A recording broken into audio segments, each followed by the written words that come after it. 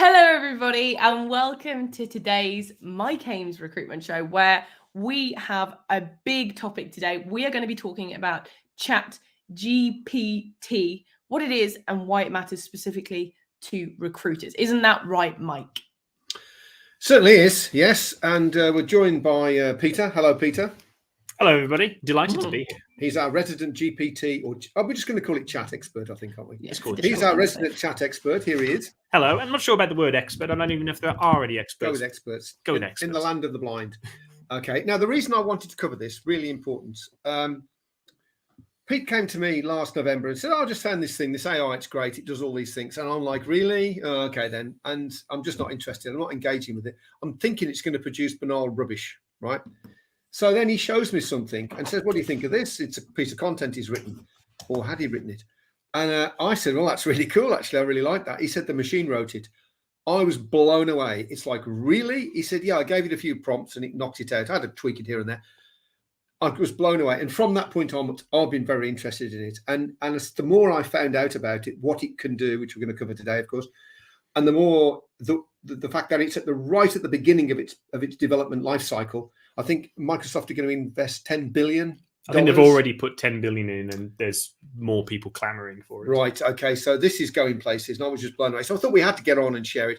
Pete's been playing with it. Just so as you know, for those people that don't know us very often, about 25% of what we do is research and experimentation, so that we can then take that to our clients and kind of enlighten them and help them get an edge. And he's been spending all of his allocation of research and development on Chat GP, just chat, right? So that's why I wanted it, Kirst, because I think it's going to be a game changer for the recruitment industry. I have to agree with you. Now, I do have one quick thing. We do have quite a lot of people with us today, and on one or two occasions in the past, LinkedIn has been a little bit dicey. So if for any reason the LinkedIn feed goes a bit funny, I have put the link to the YouTube version of this. It's exactly the same stream. It's just on YouTube in the comments, and you can also find it in the description should you need it. Now, Peter, now that we've done that, I want to talk to you about what chat is, because I don't really know. Okay, so Chat GPT, to go all the way back, is an AI-based tool, so artificial intelligence, which means that the people who own it, OpenAI, have trained a machine to understand instructions and then put out a response. And that response should tie into the instructions. Now, they've trained this on 8 million documents, nearly 10 billion words. Its knowledge is, if you think it knows everything the internet knows, you're not too far adrift. And they've built this tool. It can do phenomenal things.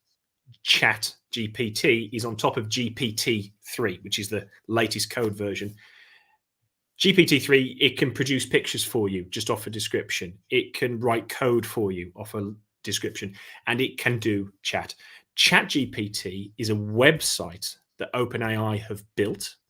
They've layered it on top of this AI tool, and they've tweaked it so that it is particularly good at responding to text instructions and giving text responses.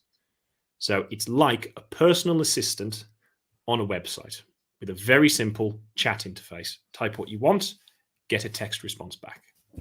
Okay, so it sounds like really powerful, and we are in a second going to look a little bit more detail about the kinds of things that it can do, and we're tailoring that towards recruiters as well. But it almost sounds a little bit too good to be true. Are there any things that we need to be sort of cautious of?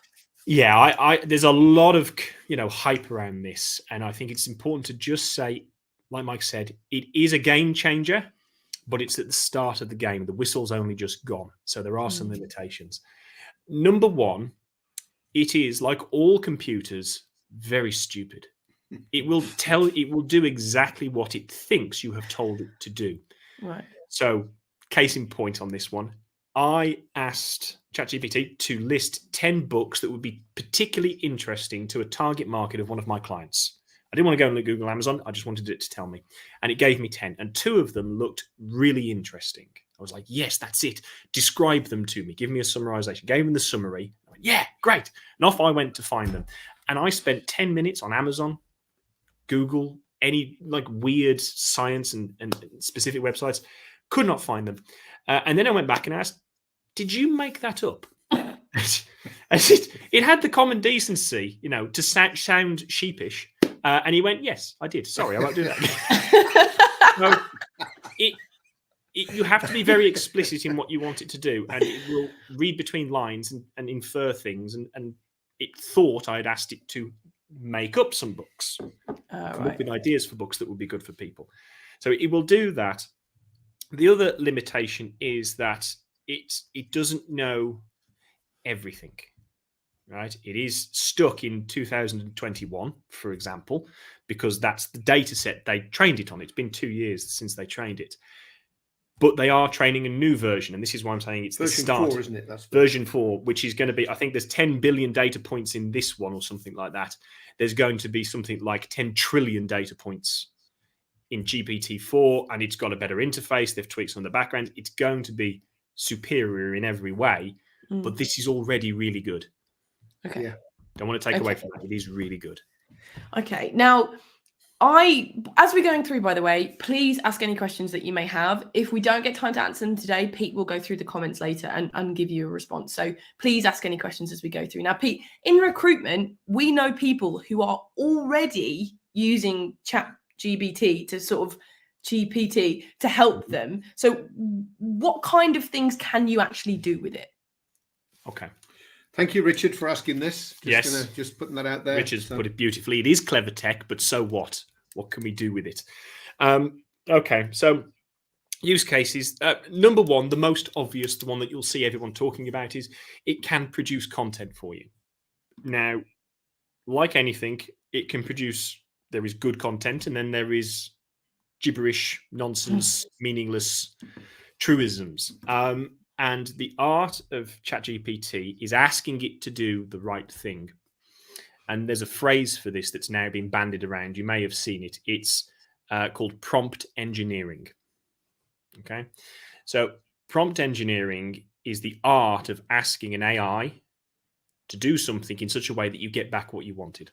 It's kind of like the art of management, asking your team to do something in a way that... Or for recruiters, it's like the art of searching. Yes. If you don't know how to search and what to search on, you'll get rubbish back.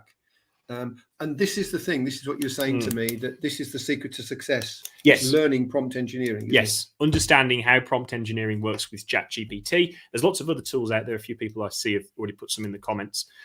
But fundamentally, you've got to ask it the right thing. So when it comes to content, the other big challenge that it has created now is that anybody can ask it to just go in and say, write me a 500-word blog on this subject and take a slightly humorous opinion on it, or take a really controversial opinion. You can ask it to do those things, and it'll just bang out a 500-word blog. So, of course, what's going to happen is there's going to be an explosion of noisy, low-value content. Well-written content. Well-written. Well, not necessarily. No. Not if you don't ask it to write it the right way. This is what we talked about in the promo for this, that there were threats. I mean, this is a great opportunity for us all. I know there are non-recruiters on this show, and it doesn't really make any difference. It's for everybody. And there are some great opportunities, and we're going to talk about usage in a second, a bit more detail. But this is one of the threats, I think. There's going to be a rise in content. It's not going to be particularly brilliant. Well, some of it might be, who knows? But it's going to be there, and your content is competing with it. So if you're thinking of things to watch out for, the big question is, how can you differentiate your content? And I think it's something you're going to talk about in the workshop, isn't it? I think, but yeah, it's something that's really important, because if you don't, yours will just be the needle in the haystack, and it's a big thing, I think. Yeah, absolutely. That actually does.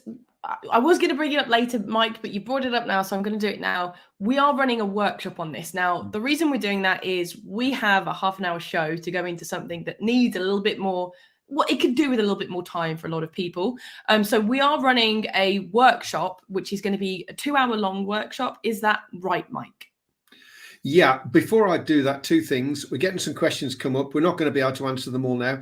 Pete is going to answer every single one of them in the comments. So he's going to reply to your question in the comments so that you can see the answer. So don't panic if we're not answering them now. Got a lot to get through. In terms of chat at the moment, I think they've suspended users of it now, haven't they? Someone told me. There's a waiting list. Right, there's a waiting list. I'm sure that will alleviate itself, right? We know that's there. And one of the reasons that we're doing this, or two reasons. First of all, we had a lot of questions. Over 330 people are subscribed to this. God knows how many are on it. But and we had questions. We knew half an hour, no chance, couldn't do it. And on reflection, we should have had an hour's webinar. But hey ho, we're here. So what we're going to do is build an interactive workshop. Here it is, 2 hours.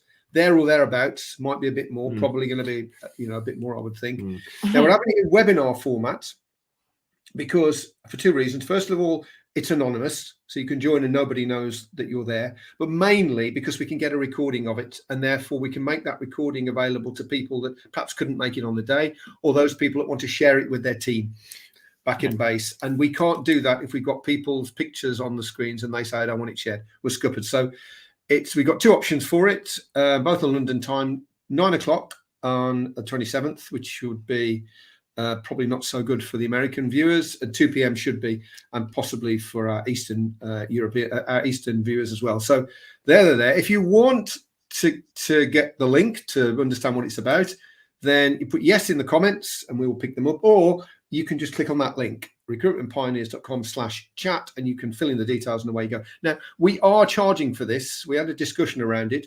We've done stuff that we've not charged for, and people mess us about. I'm not having it. So it takes us a lot of time to put this up. 95 quid plus that, which is nothing in the great scheme of things, to get yourself up and running, and a full refund if you're not happy. So you'll be fine. The value will be 100%. So we'll bring that up again later when it should have been brought up, Kirsty. Sorry about that. But yeah, okay. we mentioned this a couple of times, but we'll cover a lot of stuff in that workshop that we can't do now. Okay, fantastic. Now, Pete, before we move on, I have had a question which I think is a really good one to bring up, which is from Dr. Scott Dale. Yeah. With its tendency for vanilla responses and possible biases, how should that impact the use or understanding of responses? I think this is a great question. Yeah, and this is where there is, I'm going to use a phrase which is dangerous in AI, but if everybody's here like, what is Chat GPT, then I think we'll be safe. You can train Chat GPT. So, for example, I wanted to write a piece of content in somebody's style. I wanted to imitate someone's style. I liked the way they wrote about a certain subject.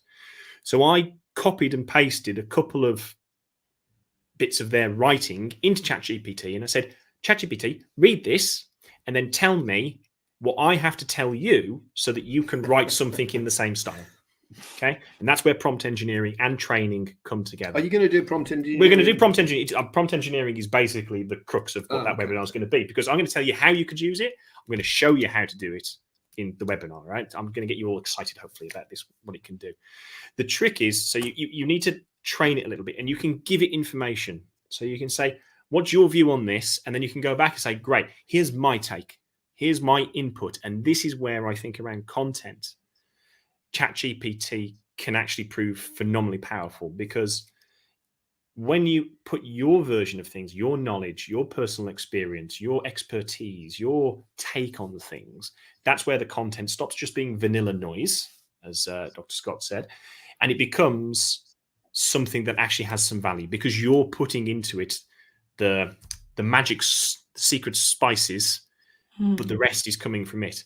And what I would say is, don't just ask it to create some vanilla content. I think there's a chaining process for content, right? Because for me, ChatGPT in content production is the answer to this.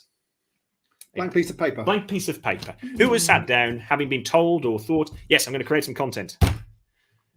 I don't know what I'm going to do, right?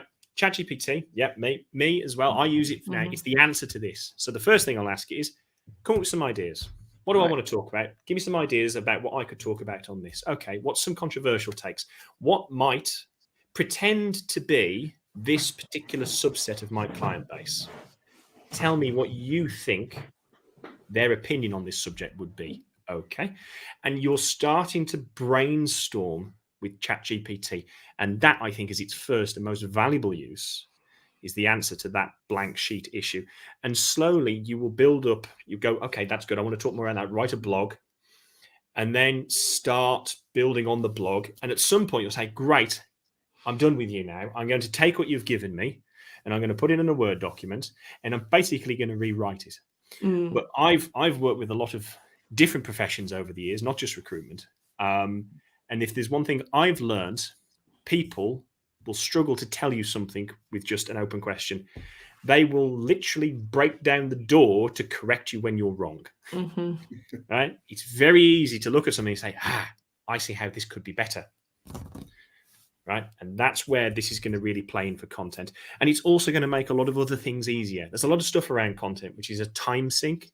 So there's an efficiency piece here. You produce, a good blog, maybe you want it to help you write some chapters of a tiny book or something, or a report, and you realize you need to come up with a title for this. Can I just say, I think Tracy's come up with a good question. Yes, I'm going to bring that in actually. Okay, so, so content, really helpful with content. Okay, so and Dr. Scott said thank you. I think it's a great thing. It's a great springboard. It's a great stick man, not even a straw man. So Tracy's had a great question here, which is, how does this help in the recruitment process though, Pete? Are you able to screen candidates, or can you just use it to start content conversations, recruitment based? What can we do with it? Okay, well, I'm kind of going to start with a similar response to what I said. What's going to happen? What are the threats that Chat GPT has created? Well, it's going to create, off the back of its buzz, some ne'er-do-well is going to put together a website front on the API, which lets you talk to ChatGPT without using the website. And then they're going to go and sell for a mindlessly low sum compared to what proper recruitment does, and say, listen, you don't need recruiters anymore. I'll just get people to come and talk to my chat and you can recruit the good ones. Right? So people are going to say it can do that, and it can't. It cannot do that. Like content production, it's going to make recruiters more efficient. It's going to save time in doing a lot of things, either because it gets over the blank page. So classic one, job ads. You've been working with one of our clients, just uses it for job ads now, doesn't Just it? uses it for job ads, yes. And again, you've got to show it what a good job ad looks like. If you just ask for a job ad, you'll get what the internet on average thinks, and that's going to be meh, to be quite frank. If you show it good job ads, if you say, here's what good job ads look like for me, but they took me an hour to write. Now write another one for this job, aimed at these people, for this long, or for this website, or with this sense of humor, or this style and tone. It's going to produce something much closer to what you're looking for. And what's going to happen is we're all going to end up with these little prompt documents, these little Word documents we say, and say, every time I want to create this job ad, I just go into Chat GPT, remembering it can't remember, it doesn't remember forever, and I'm just going to dump this first section in. Here's good ads, write ad like this. Okay, good. Now write an ad for this job. And that's where you'll put in for that job, the description, and it will give you something back that is 80% what you want it to be. So like any tool, then it speeds it up, it standardizes it, and it makes it easier. Yes, fundamentally, yeah. And it's also going to allow people with less experience to perhaps take on things you otherwise wouldn't give them, because once you've got that document with the prompt in, you can get them to do the bulk of that time work as well, and then you're just suddenly delivered a pretty good advert that they themselves have also put a bit of polish on, and it takes you 5 minutes, and eventually you just don't even check them. We've had a LinkedIn user literally say the exact same thing. They use it to write them less generic, and it enables them to use their time more effectively, because that's the key thing when you're a recruiter. Some things are just time consuming, and so if this can just save you half an hour, 20 minutes here and there, it's going to add up so that you can do other things. And I really like that. Now I've had this statement come through, which is Thomas Sullivan said he's used it to create lists of relevant companies and competitors of his clients, and to create complex Boolean searches that they wouldn't have thought of themselves. So that's another way that you can use it, isn't it? Yeah, I think one of the things that Chat GPT has got really excited is the world of IT, because it's got a really strong base in coding. Coding's very logical. It's a computer. It works. There's one person who I saw had put on that they'd been asked to convert a piece of code from one language to another, Python to Java, I think it was. And they said, that's a 2-day job. He gave it to ChatGPT and said, write the Java version of this. Went and made a cup of coffee, came back, and it was done. And he ran it, and it was perfect. It's very good with things like... Could have made a lot of money off that back in the day, you know. I bet you could. Yeah. Look at him, he's gone now. Oh, man. So it's going to make it more efficient. You know, efficiency. It's not going to replace anybody. I would say that right now. I do have this question, because I don't know. I genuinely don't know whether ChatGPT can do this, which is from Paula, which is, how can it help with candidate assessment? Is it something that it can do? I think you should. I think it's something you can very easily have open next to you whilst doing a candidate assessment. So a couple of use cases that have come to mind with me is, number one is, many of us sometimes recruit for roles that we don't 100% understand. I think a lot of people do that. Actually. I think a lot of especially people. newbies. The newbies definitely. I'm trying to be generous, but there's a lot of times we're talking to somebody and they know way more than we do. Chat GPT, open in the background, is a place to quickly dump. What is this? Explain this to me like I'm 5. What would be a good question to ask about Java coding that would allow me to tell somebody who really understands it from somebody who's only learnt it a little bit? And using it in that way will help improve the quality of candidate assessment. You can also obviously use it not on the phone live. You can do some prep work. This area, this business, what would be a good combination of questions to ask to sort the wheat from the chaff, the good from the bad? There's so I can think of so many different options. Well, promos is another thing. So if you're watching this and you're a marketer, and I know there are some marketers watching this, or you're watching this and you're a small recruiter, doesn't have a marketing department, but still has to do a bit of marketing, then chat can almost, I mean, it won't be your marketing department, but it's a big chunk of it, isn't it? It can write promos for events or an email, even an email to promote candidates, like a specking email. Yes. And make it very powerful. And like you said, if you have these prompt scripts, which is what will happen eventually, and then if somebody wants to write a specking email to promote a certain type of person, someone will say, oh, well, use that prompt, stick it in, and out you go. And it will produce it and just send it out, and it's done. And another thing that comes to mind, I saw a question I do want to answer, Kirsty. I want to answer Rob's question in a second, if I may. But first, just to say as well, one of the most powerful things in recruitment is test and control. You've got an email that you always send to people to try and get them interested in a role. To make it better, you should do a test and see if you can improve just one element, the opening line, the closing line, the way you talk about something. The reason that none of us do that is because it's time consuming to come up with the tests. Chat GPT can produce 20 tests in one day.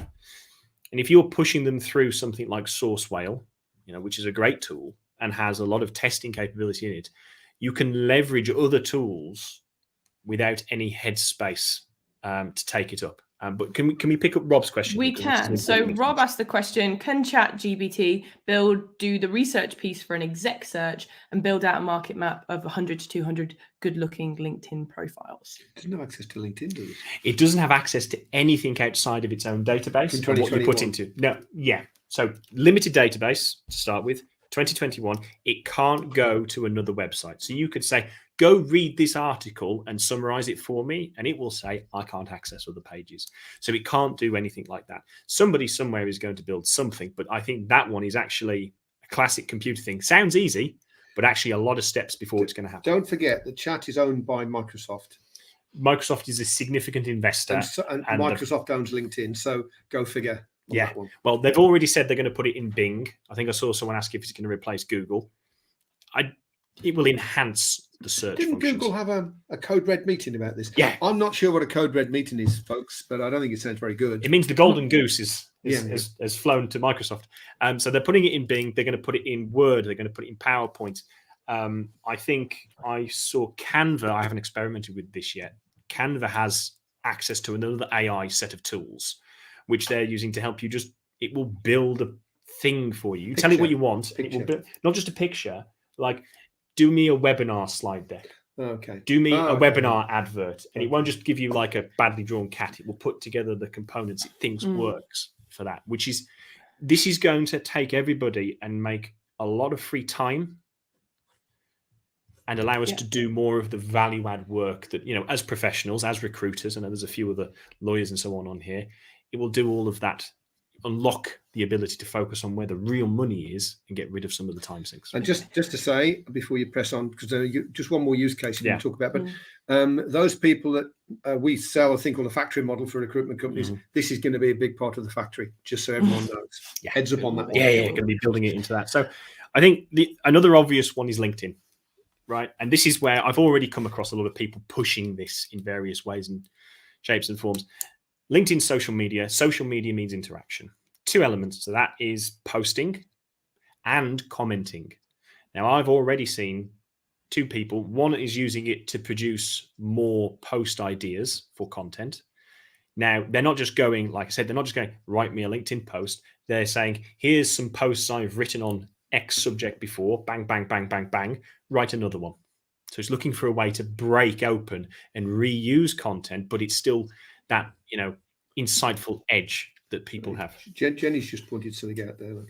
Yes, Jenny just commented that she asked it to summarize an article from The Guardian today, and it did. So if you drop the URL in there, it might seem to work. So maybe it does for some things and does for others, not so much. Well, I've seen that. I have had it summarize articles, and I've also tried to get it to go and look at a website, and it said I can't look at other websites. So I am a little confused about that one, and I erred on the side of caution because it made up that book for me. So I just wonder, because they say in the FAQ it can't go and access websites as well, and I just wonder if it's trying to infer, well, it's this website and this is the subject line, so it's probably talking about this. Because actually, there's not a lot of new content created. So Jenny, very good point, and I'm going to get more clarity on that before we do the workshop, because I don't like two different things happening that shouldn't happen at the same time. Okay. All right. So we're sort of coming to the end. I know there's one thing, another use case that you want to briefly talk about before we come to the end, which is training. So you can use it to sort of train people. Yeah. I mean, this is the great challenge, I think, in the modern Western world. You know, a lot of recruiters here, we all know 80% of the reason that somebody leaves a job is either because they're not trained to do it and it's crap, or their manager's not very good. Very few people get management training. Chat GPT can become your friendly HR management buddy. It's not as good as a proper real life HR management buddy, but it's free and it's there. So you can go to and say, this is the scenario. This is the person. This is what I want to happen. What should I do? And it will work with you. And you can say, I want you to act like a management trainer to help me overcome a situation. Tell it what you want it to be. You can then give it the scenario. You can give it the bits and pieces and say, ask me some questions first. It will ask you questions to learn what it thinks it needs to know, and say, right, give me what I should do here. Will it always be right? As we've said, not always. Is it better than somebody floundering around, not knowing what to do and just shouting at somebody or ignoring a situation? Distinctly better. And you can take that and you can apply it to anything. You can take it and apply it to sales. I don't know how to open a sales pitch call. Ask me some questions to help me figure it out. And it will work to you. Again, not as good as a sales trainer, but much, much better than someone sat there twiddling their thumbs with nothing. Can I just say, I know we've got to finish now, but just David's first comment there, as if to prove what you were saying. Yeah, David just tried to ask it to summarize an article. Maybe it's got a left-wing bias towards The Guardian. I don't know. Yes, maybe it is possible. Or maybe The Guardian just says the same thing. I don't know. Maybe it's an article they publish in. Yeah. Who knows, right? Okay. Oh, Jenny's got a good idea that the Times article may be paywalled, so that may be an idea. But again, there's a lot of things around here that may not be. So be the distinction. I think Jenny's probably found it there. So I do in a second, Pete. I'm going to come to you and ask you if somebody's interested in this. What's the one thing that they need to do that? But before then, let's talk about who we've got next week, because it's going to be Simon Bliss, isn't it, Mike? Yeah, Uncle Simon, who's the chairman of Team, the recruitment company group, and they do this really cool kind of collaboration that just magics money from nowhere. It's awesome. It's awesome. I've seen it, right? So he's going to come on board to talk about that. That really is about boosting those revenues, and it's through collaboration, which has to be in a certain way. We all know that, but I think it's really cool. So he's coming on the show to talk about that with us. Yeah, so make sure to join us or subscribe to our YouTube channel as well. You can do that. So, Pete, thinking about we've been through a lot today. We've answered a lot of questions. As I said, you're going to go through the comments and answer everybody's. And we do have the webinar, which I'll mention again in a second. But people watching this, what is the one thing that they need, do you think, to get this started? Okay. Well, the most obvious one is go and sign up for Chat GPT at openai.com, right? That's the obvious one. But the one I would say is prompt engineering. It is going to be the thing that you need to understand to get the maximum from this tool. If you try and ask it like you would ask an English person, do this, it's not going to give it. You've got to be very detailed and specific. There is an art to it. There's a lot out there already. We're going to cover it on the workshop. Obviously, I'm going to give lots of examples and so on. But it is the secret to unlocking its power and not getting the vanilla version of what it can do. Okay, fantastic. So, Mike, I think it's about time to round off. Just another reminder here, we are running this workshop. There are 2 sessions available. The link is either in the description of this show if you're watching it back, or I'm going to pop it in the comments. So please, or you could just pop a yes in the comments, whether you're watching this live or not. And we will get back to you and invite you. Is there anything else you'd like to add there, Mike? Don't think so. No, I just want to we're really very keen for our clients to kind of get into this in the early stages. We've basically reached a fork in the road, I think. This might sound a bit dramatic, but I believe it to be true. And if we go that route or that route, right now, it doesn't make a lot of difference. But this route with chat, as chat develops and it really kind of opens out, which it will, there is no doubt in my mind that it will, it's going to be accelerated at a speed of knots. And we want people to get in now, to understand it now, to begin to get used to prompt engineering, which is a big deal. It's asking the right questions in the right way to get the right answers, and making sure that they're on the track. Because if you're on the other track, sooner or later, you've got to get off that track, struggle through the rough ground to get back onto the chat track. So go for now. That's the only thing. That's why we're doing it. So we want you guys to be at the crest of the wave, isn't it, really? Okay, so thank you so much for everybody who commented today. It was so great to have such interaction from everybody and some new faces as well. Thank you to Mike, and especially thank you to Pete, because he really added a lot of value today. So thank you so much. Yeah, it's great. Thank you. Pete. Thank you. Wonderful. Bye, guys. Over to you, Kurt.